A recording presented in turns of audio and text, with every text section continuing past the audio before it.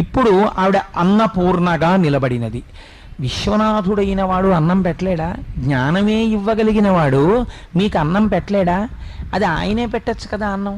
అమ్మవారికి ఇవ్వడం ఎందుకు అన్నం పెట్టేటటువంటి శక్తిని? అంటే శంకరుడు అన్నపూర్ణాదేవిగా అమ్మవారిని నిలబెట్టడం వెనకాతల ఒక రహస్యం ఉంది. తండ్రి బిడ్డడి యొక్క ఆకలిని తెలుసుకోవచ్చు, తెలుసుకోకపోవచ్చు. ఎందుకనంటే ఇది సృష్టిలో మీకు అందరికీ తెలుసున్న రహస్యమే. తండ్రి సాధారణంగా ఏదో పనిలో ఉంటాడు, ఎవరో ఇంటికి వస్తారు, వాళ్ళతో ఏదో మాట్లాడుతుంటాడు, వాళ్ళు వెళ్ళిపోతారు, ఇంకోళ్ళు వస్తారు, వాళ్ళు వెళ్ళిపోతారు, ఇంకోళ్ళు వస్తారు, మాట్లాడుతుంటాడు. 9 అయిపోతుంది, 9:15 అయిపోతుంది. అమ్మా ఆకలేసేస్తోందమ్మా, ఆకలేసేస్తోందమ్మా అంటాడు పిల్లాడు. అమ్మకి తెలుసు. ఆవిడ నిశ్శబ్దంగా లోపలికి వెళ్ళి నువ్వు తినేసి అని గబగబా కంచంలో పెట్టి పిల్లాడికి పెట్టేస్తుంది. అదే తండ్రిని నమ్ముకున్నాడు అనుకోండి, వాడికి రాత్రి 10 అయినా అన్నం ఉండదు. ఎందుకని నేను ఒక యథార్థాన్ని మీకు